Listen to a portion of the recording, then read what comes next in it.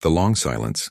The hall of the Galactic Council stretched wider than any world temple, its walls glittering with stars captured in crystal. Voices of hundreds of alien delegates filled the space like a storm of whispers. Every empire sent their envoys. Every star kingdom raised their banners, yet one seat, carved in the corner with the blue insignia of Earth, remained empty. It had been empty for years. Whenever the Council called for votes on war, trade or peace, the human chair was always silent. Other delegates mocked. Some said humanity was too proud. Others laughed that Earth was too weak. One reptilian speaker slammed his tail against the floor and shouted, "Why keep that chair if the humans never come? They are dust hiding on their small world." The Council roared with laughter, but not everyone was smiling. A few remembered the wars of the past. When human fleets fought with savage courage, they remembered soldiers who burned brighter than suns before falling. The silence of Earth was strange. Silence never meant weakness. Years turned into decades, and still no envoy from Earth arrived. Still no vote, still no word. At first the galaxy ignored them.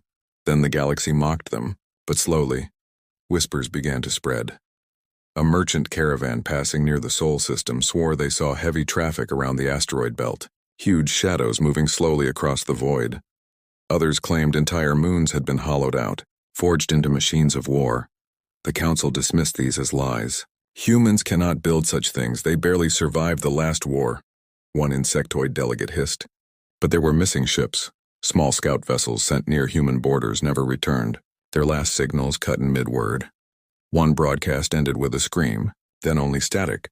The Council called it accidents, pirates, nothing more. But deep in their hearts, unease began to grow. The silence of Earth felt heavy, like a weight pressing over the stars. The youngest races of the Council had never seen a human. They laughed and asked if humans still existed, but the elder species, those who had once faced human soldiers in fire and blood, did not laugh. They remembered the eyes of humans, eyes that burned with stubborn will. Why do they not come? One old avian elder whispered during a secret gathering. Why do they skip every meeting? Are they planning something? No one answered. No one dared. Then came the first disappearance. A listening post on the edge of neutral space detected strange vibrations, long, heavy, like engines of impossible size. They sent a report to the Council. The report ended with silence. The post never spoke again. The Council panicked for a day, then buried the news. No one wanted to admit fear. No one wanted to think humans were building in the dark. But rumors spread faster than truth. Pilgrims whispered that Earth had vanished behind a veil of warships. Smugglers claimed to see massive carriers drifting like mountains. Miners swore the Kuiper Belt shone with sparks of construction. All unproven, all denied. Yet the whispers grew inside the grand hall. The human chair remained cold and untouched.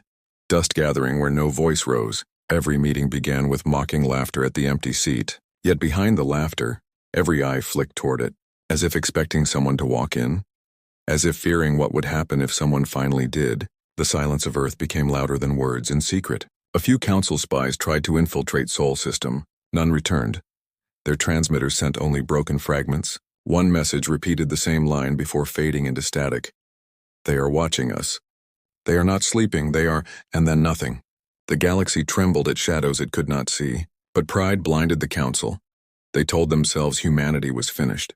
Humanity was forgotten, yet far beyond their reach. In the darkness behind Earth's orbit, something vast was stirring. The people of Earth worked in silence, their shipyards hidden behind asteroid shells, their fleets growing in the blind spots of the galaxy, engines humming like the heartbeat of a sleeping beast. Earth had skipped every Council session. Earth had spoken no words, but Earth was not idle. The silence was only the beginning, and soon the galaxy would understand why. Whispers in the stars across the trade lanes of the galaxy. Whispers moved faster than ships, smugglers, merchants, and travelers all spoke of strange sightings near the Sol system. They told of giant silhouettes drifting among asteroids, like sleeping giants waiting to wake. Most laughed it off as space myths. But not everyone was laughing in the Council hall. A nervous insectoid envoy raised its thin arms. Reports keep coming. Scouts are vanishing near human borders. We cannot ignore this. A reptilian admiral snarled. Nonsense, humans have skipped every meeting for decades. They are finished, too small to matter. But the words sounded hollow. Even to him, the galaxy was restless. A pilgrim ship traveling from one holy moon claimed they saw a shadow so large it blocked the stars for hours. When asked what it was, the captain only whispered, "Not a station, not an asteroid." It moved.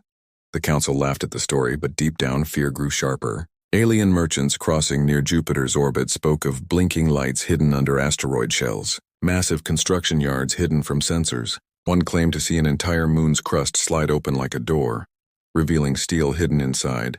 The merchant never traded again.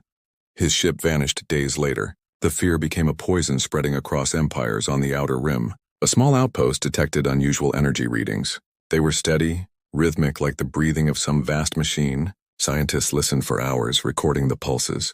Then suddenly the signal stopped. Their last transmission came as a half-broken sentence. Not one ship, not 10, thousands, and then silence in the council chamber. Panic rose again, but leaders tried to hide it. "They cannot be building fleets," one delegate shouted. "Their world is small, their resources limited," another countered. And yet, where do these reports come from? Who silences the witnesses? The human chair remained empty, its silence heavier than the voices of hundreds of aliens. Beyond the noise, the older races stayed quiet. They had seen humans before. They knew what it meant when humanity disappeared into silence. It meant preparation. A secret gathering took place in the shadow corridors of the council tower. 4 empires sat together, their banners hidden. "If the humans are building what we fear, then soon the galaxy will face storms like never before," one said. "Then we must strike first," hissed another. But the thought of entering human space sent shivers even through hardened warlords. Meanwhile, strange things kept happening. A convoy of ore haulers vanished after passing near the Kuiper Belt. Their automated distress calls cut mid-scream. A patrol fleet from the Janari Empire returned with every crewman silent, eyes wide, lips sealed. They refused to speak of what they had seen near Earth. Some later tore out their own tongues as if words themselves carried terror. The whispers turned to fear. The fear turned to dread. Children on faraway planets played games where they pretended to fight the silent humans. Priests declared that the long silence was a sign of doom. Admirals stared at their fleet charts and realized, even combined, their numbers might not be enough if the rumors were true. The galaxy had lived in laughter, mocking Earth's empty chair. But now that laughter had turned into nervous glances, every empire wondered the same thing. If Earth skipped every council for decades, what had they been doing instead? Then came the first proof. A mining station on the far edge of neutral space captured images before its destruction. Blurry, distorted, but clear enough to show the outline of something impossible. A warship larger than any dreadnought, its hull dark and scarred like it had been forged inside a star, its engines glowing with power no alien design had ever reached. The council tried to bury the image, but the galaxy had already seen. Smuggler channels spread the picture across 10,000 worlds, and with it came one line written in trembling hands. "They are awake." The silence was no longer silence. It was a storm gathering behind a locked door, and soon the door would open. The first shadow appears. The galaxy was no longer laughing. What began as whispers now turned into fire. Trade networks carried rumors like sparks. Every world heard stories of missing fleets, broken stations, and shadows larger than moons drifting near Sol system. Still the council tried to deny it. Still the human chair stayed empty. Then came the day the first shadow appeared. It began at the edge of neutral space, a relay station orbiting a frozen moon. The crew noticed distortions. Their sensors screamed with errors, as if space itself was folding. Then the stars dimmed one by one. Like candles dying in a storm, out of the darkness something moved, a shape so large that the station's entire view filled with steel. Its surface bristling with towers, weapon ports, and scars from tests of fire. Its hull carried no alien marking, no council seal, only a single insignia, blue and white, the old symbol of Earth. The crew froze. No one breathed. One officer whispered, "That is not a ship. That is a continent." The warship drifted silently, its engines humming low, its shields glowing like a faint storm around its body. One sweep of its cannons could have torn the station apart. But it did not fire. It only watched. The relay sent a signal to the council before its systems fried from the sheer power leaking off the vessel. The last image transmitted showed the human warship in full, stretching across the void like a sleeping god. When the report reached the council chamber, the silence was unbearable. Not even the loudest delegates mocked this time. One elder spoke softly. "If this is one ship, how many more are waiting?" Panic spread through empires. Fleets scrambled along borders. Admirals shouted orders, soldiers prayed. But fear moved faster than orders. Then more shadows came. Scouts reported seeing another warship emerging near Saturn's rings. Then another drifting beyond Pluto. Then entire formations cloaked in darkness near asteroid belts. The numbers grew every hour. The galaxy realized with horror that this was not an isolated vessel. It was the beginning of an armada in smuggler channels. One broken message leaked from a dying pilot, his voice shaking. "They are not testing us. They are not warning us. They are ready." They have always been ready. The galaxy began to tremble. Alien rulers demanded answers. Why has Earth hidden for so long? Why show fleets now? Some believed Earth would attack. Others feared Earth would only wait and watch, making every empire live under their shadow. The council tried to call an emergency meeting, but the human chair remained empty, untouched, silent, more frightening than the roaring voices of 1,000 aliens. Far away in hidden shipyards, engines roared like storms. Thousands of human warships aligned into perfect formations, their movements sharp, disciplined, no chaos, no weakness. An avian elder whispered to his aides. We mocked them, we ignored them, and while we spoke words, they built thunder. The first shadow had appeared, and with it came the end of certainty. The galaxy now lived in fear of the question no one dared speak aloud. If Earth has unleashed one warship like this, how many more wait to rise and somewhere beyond the stars? Humanity's silence continued, not a word, not a message, only shadows growing larger in the dark. Fleets beyond counting, the galaxy thought it had seen everything. It had seen empires rise and fall, planets burn and stars torn apart by war. Yet nothing prepared them for what unfolded around Earth. It began with a flicker above the blue planet, small at first, like sparks in the night sky. Then more appeared, one after another, until the entire orbit glowed with fire. Massive engines roaring awake. Ships emerged from the shadows, not one, not 10, not even 100, but thousands. Dreadnoughts larger than mountains drifted into formation. Carriers stretched wider than cities. Frigates and destroyers swarmed like steel rivers, their hulls gleaming under the light of the sun, all marked with the same symbol, the insignia of Earth.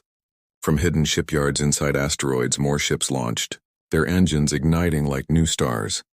The Kuiper Belt lit up with flashes as construction bays opened, releasing machines of war that had been built in silence for decades. Galactic observers stared in disbelief, sensors overloaded. Entire monitoring stations collapsed under the weight of the readings. The numbers were beyond calculation, beyond imagination. This is not a fleet, one analyst whispered before collapsing in fear. This is an ocean across the council chamber. Chaos erupted. Delegates screamed over one another. Some demanded immediate surrender.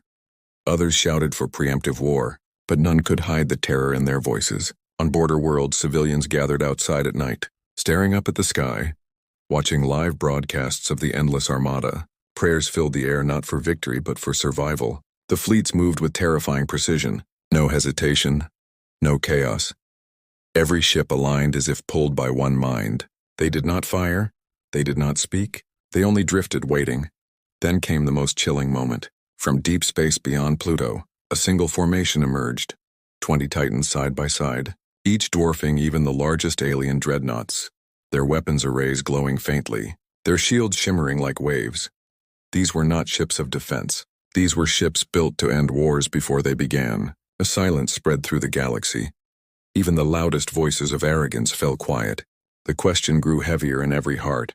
If Earth had built all this in secret, what else were they hiding? What weapons remained unseen? Smugglers spread messages through back channels, shaky recordings of fleets stretching to the horizon. One clip showed human warships blotting out entire constellations, the stars themselves hidden behind walls of steel on one council world. A child looked up at the recording and asked softly, "Mama, if they wanted to, could they cover the whole sky?" The mother could not answer. Tears filled her eyes. Empires that once mocked humanity now trembled. Rival species who fought each other for centuries suddenly united, not in friendship but in fear. Every plan, every war, every power balance shattered in a single moment, and yet, through it all, the human chair in the council chamber remained empty, untouched, silent. Humanity spoke no words, fired no shots, made no demands. They only revealed the truth. Their silence had not been weakness. It had been preparation. The fleets beyond counting were no threat spoken aloud, no declaration. They were a reminder carved in steel. While the galaxy argued, Earth had been building, and now the galaxy could only watch, helpless, as the sky itself filled with humanity's storm.